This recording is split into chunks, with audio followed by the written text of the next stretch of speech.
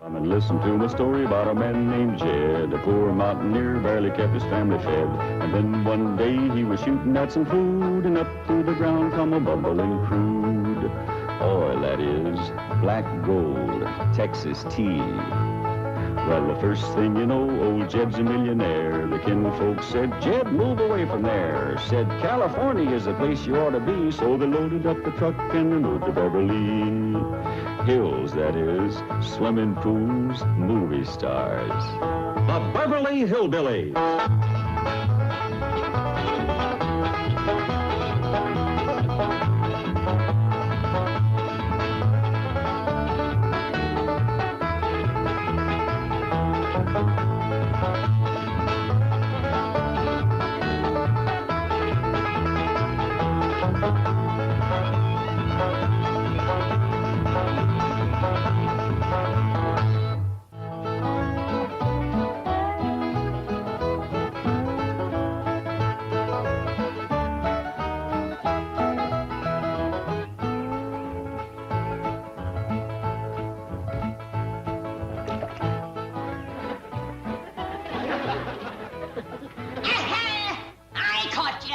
What? So you're the rascal that's been poisoning our pond. Get to your feet. I'm not poisoning anything. You're not, huh? Get over. Get around there. Now, if you're not poisoning the pond, let's see you tip up that jug and take a swig. Well, I can't do that. It's concentrated chlorine. It kills the algae and fungus. It kills fish, too. We've tried 2 or 3 times to stop this pond. But this water's only for swimming. What do you think fish do, walk? Now you take your jug of poison and get out of here. Lady, I'm only following orders of Mr. Drysdale. Aha! So Mr. Drysdale put you up to this, did he? Yes, ma'am. And now, if you don't mind, I'm running a little late. You're running fast, that's how you're running.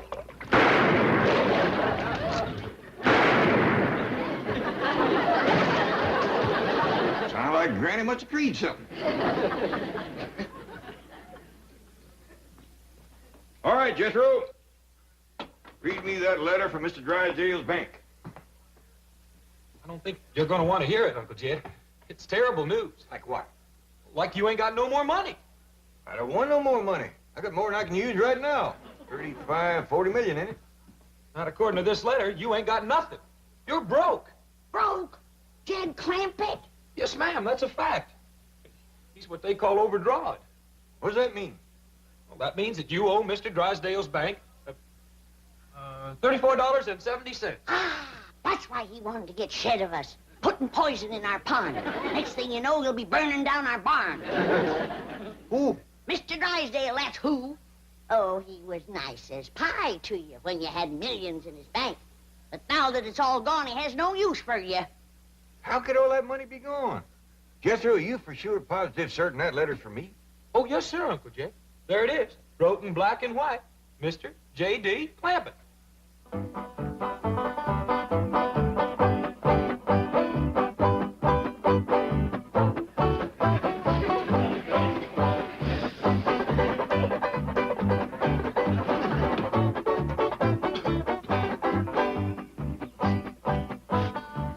Why don't you go out and get yourself an honest job?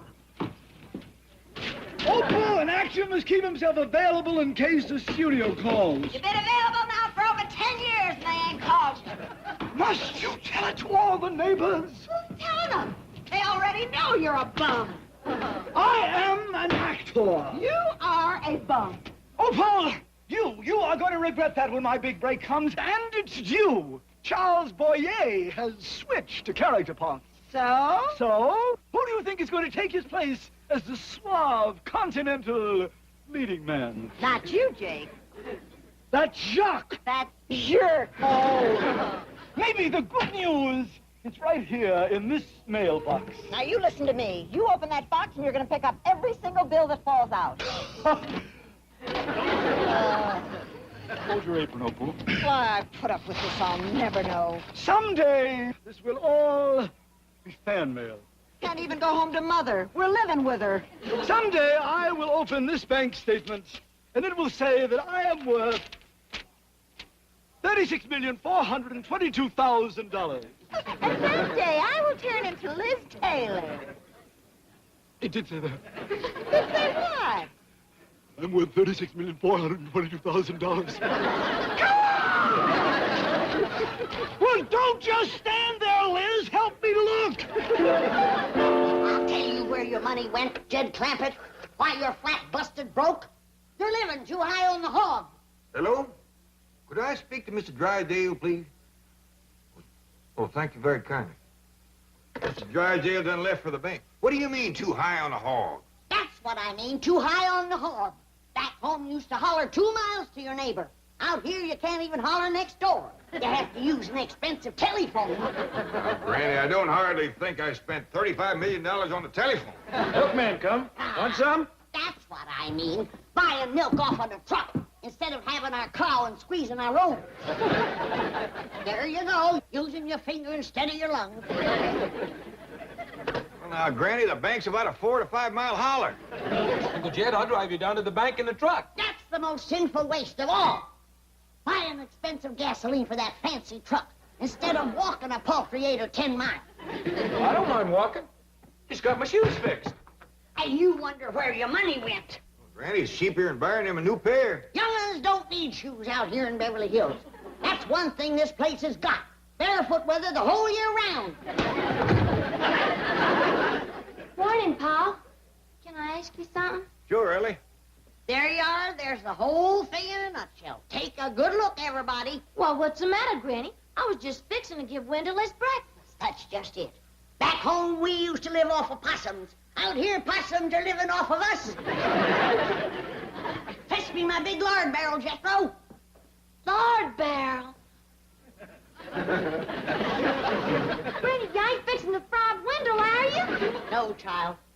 I'm fixing to pack up our things and all our belongings and go on back home and stop this mad, crazy spending spree before we all end up in the poorhouse. Or maybe get poisoned from the poison pond. Poison pond? Well, Granny, me and Wendell was just going swimming. Well, save your swimming for the creek back home. Ah, simmer down, Granny. I don't believe Mr. Drysdale poisoned our pond no more than I believe we spent all our money. Here you are, Granny. Hold it, Jethro. Put that down. Well, if it ain't spent, where is it? That's what I'm calling up to find out. Well, good morning to you, Commerce Bank of Beverly Hills. This here is Jed Clampett. Could I speak to Mr. Drysdale, please? Thank you, ma'am. Everything must be fine. It's real friendly. Mr. Drysdale's office? No, I'm sorry. He's on his way to the airport for an out-of-town trip. Mr. Drysdale's leaving town? That's where your money went, leaving town with him. Now, hold on. Could I please talk to Miss Hathaway? Well, I'm afraid she's with Mr. Drysdale. Is both gone? It took them both to tote your money. Start packing, young'uns.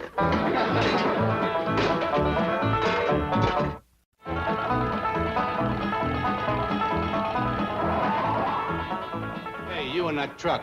You can't stop there. Move on. Well, Mr. Policeman, we got business in the bank there. Move on or I'll give you a ticket.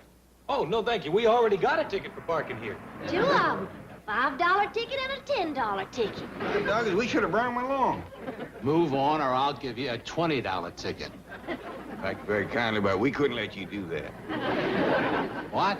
We still got our pride, even though we is flat busted broke. Oh, you're vagrants. No, sir, we's Clampetts. I'm Jed, this Ellie Mae, and sitting next to her. Listen, you want me to run you in? Well, no, sir. You just stand aside. I'll walk in. See, we got business in there. Oh, you're not only traffic violators and vagrants, you're bum tech artists. Now get that heap out of here before I arrest a lot of you. You sure ain't being very friendly. We don't want your kind in Beverly Hills. Now move it. You wouldn't talk so sassy if I had my gun. Done. Drive on, Jethro. I got the feeling that we ain't welcome around here no more.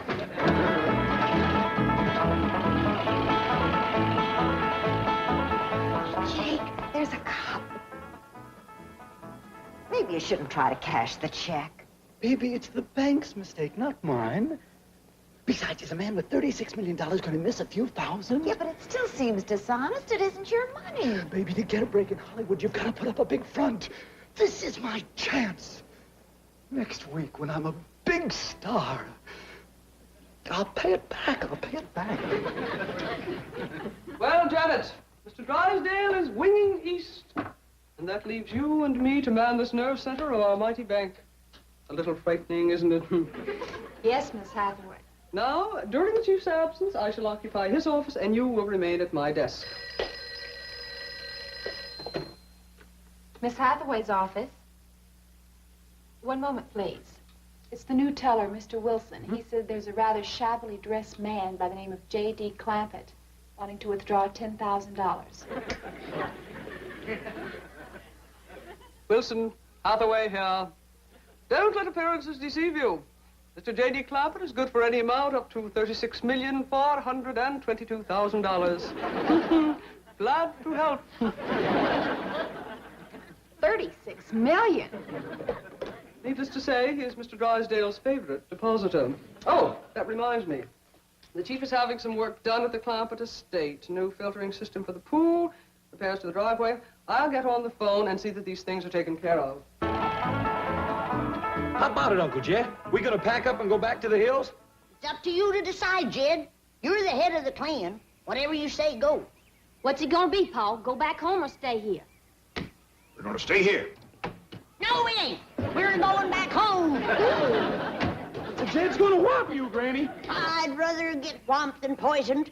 Or shot down by Mr. Drysdale's hired killers. What hired killers? That policeman out front of his bank. He was going for his gun when we drawed away. Let's go back and whomp that rascal. We'll feud the whole thing. Oh, wait a minute. Now, ain't nobody going nowhere or do nothing till I am dead for certain convinced that Mr. Drysdale has turned against us and he's trying to get himself rid of us. What does he have to do to convince you, Jed?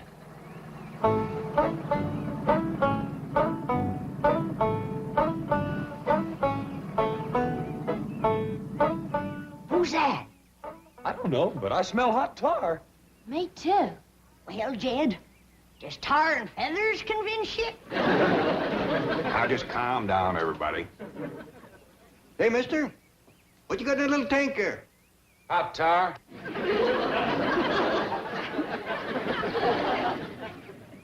Is it for anyone in particular? Yeah, a fella named Clampett. This your idea, or did somebody put you up to it? Man named Drysdale hired me for the job. Well, Jed, heard enough? Convinced now? Of course he's convinced. Let's swamp that little rascal and head back for the hills. Now, hold on now. I can handle that little feller. As far as leaving goes, no matter how sorry Mr. Drysdale goes to treating us, we gotta stay a mite longer. Why? What for? As it says here in this letter, we owe the bank $34.70, and we can't leave town owing money. We ain't got $34.70. Then we gotta go out and earn it. Ain't never been a Clampett known to do a dishonest thing, and we ain't gonna be the first.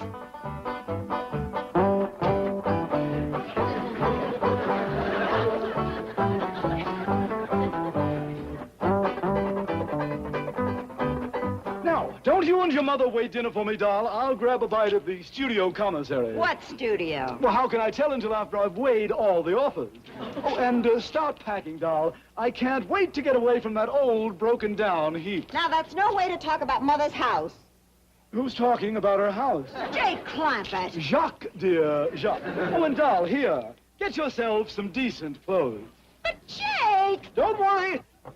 I'm on my way to the bank for more. Get yourself a mink. After all, your husband's in pictures now. You are the wife of a star. I'm the wife of a bum! Little man, can I talk you out of this? Why don't you stop bugging me? I got a job to do. Yeah, well, like I keep telling you, I don't think you're man enough to do it. At least we're not alone. Well, I do. Please, won't you give up this notion? Want to know something? You're going to get hot tar all over you. I'm sorry you're such a muley, little feller. There he goes. Just be thankful I didn't head first you into the hot tar. Yes, sir. Thank you, sir. Now let's go figure out how to raise that money.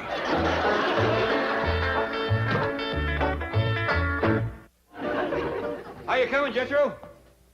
Putting everything all together, and we got 80 cents. We owe $34.70. How much does that leave for us to have to earn? Well, let's see. 34.70. Naught, take away naught, leaves naught. 7, take away 8, leaves minus 1. 4, take away naught, carry over minus 1, and bring down the 3. Doggy, you sure can cipher. That's one thing we got out of Beverly Hills, a fine education for you. Where's my gun? Fetch my gun. Get me my gun. What's the matter now, Granny? I just caught another varmint out by the cement pond. Says he's gonna shut off my water. What for? Drysdale's orders. Says he's putting in a new system. I reckon that means he wants to get rid of us. Can't believe a man would be mean enough to thirst us out of here. I say it's feuding time. We've been provoked beyond human endurance. Well, howdy, Miss Hathaway. Give me that phone. I'll take it. Jed Clampett speaking. But, Mr. Clampett, how can you be at home? You were just downstairs drawing out another $10,000. What? Stay there. I'll call you right back. Well, Jake, you made it, just like you said you would. There you are in front of the movie cameras. Action. Cut. Thank you, Mr. Clampett. Oh, thank you. Just one... This will be on the 5 o'clock news. Thank you so much.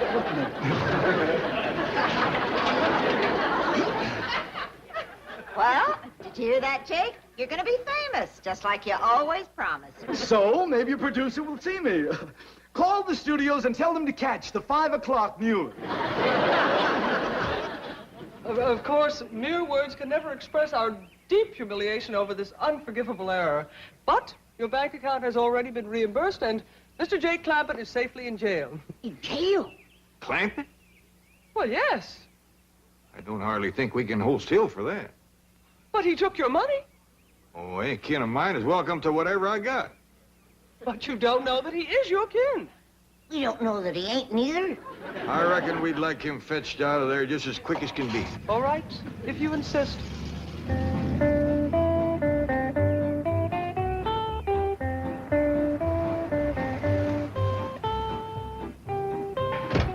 Now, this is what I mean by putting up a front. Wow, Jake. That's junk.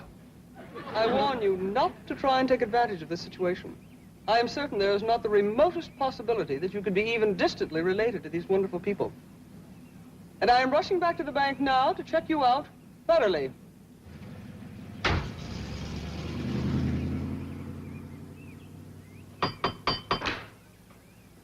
Well, howdy there. You must be Mr. and Mrs. Clampett. Cousin Jed.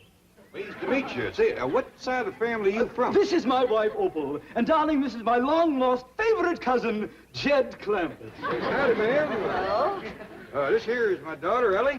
Cousin Ellie. And this here is Granny.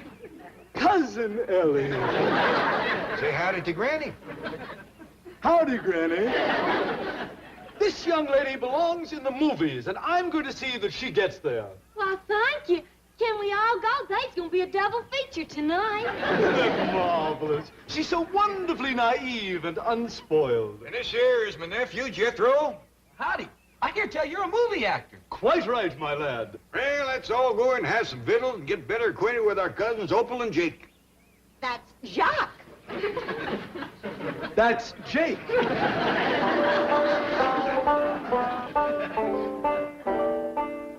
Wow, Jake, look at this room. Yeah, well, I reckon you being married to a movie actor, it ain't quite what you used to. You can say that again. Well, we got bigger rooms down the hall. No. This is fine. Oh, by the way, don't let this thing fool you the way it done Granny. She thought it was some kind of a fancy bathtub. And duck your head when you walk under this thing. Of course, you can't hurt it none. It's been walked into so much, it's just hanging there in 100 pieces. Mr. Clampett, that's a crystal chandelier. Yeah, but you don't want to try to light none of them candles. I reached up, stuck my finger in one of them one night to feel for the wick. Knocked me clean across the room. Well, it's electrically wired. Oh, yeah, it's held together real good. Well, that's one thing Jake doesn't have to worry about, being too tall. Yeah, I noticed that. He's about the shortest Clampett ever did see. You can say that again. Short of money, short of talent. What'd you say, man? Opal was just agreeing with you that I'm short. Well, that'll come in real handy with these beds here. If Jethro and me was to sleep in one of them, we'd hang over from the knees down. Can I come in? What you got there, Granny? Victuals for the company. I bet you two's hungry. You can say that again. Let's go wash up. Oh, yeah, excuse us.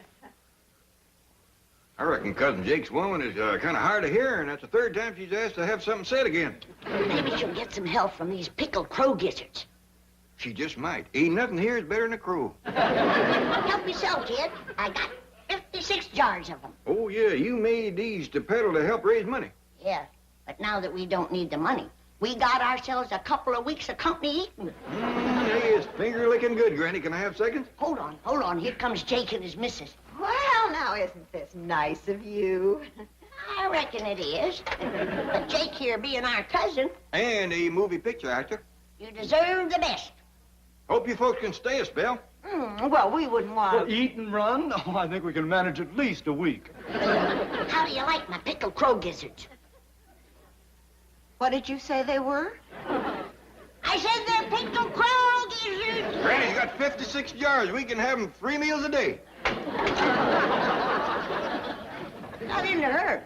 Reckon she ain't partial to crow gizzards. What do you think of them, Cousin Jake? Oh, I'm staying a week. This isn't the first time I've eaten crow.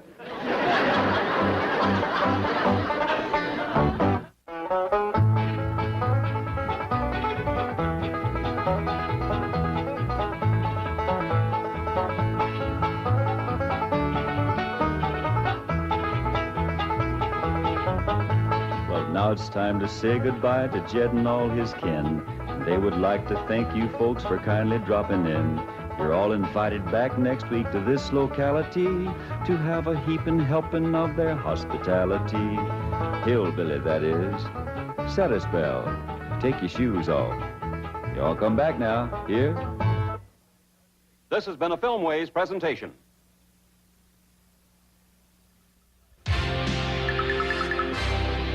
Viacom.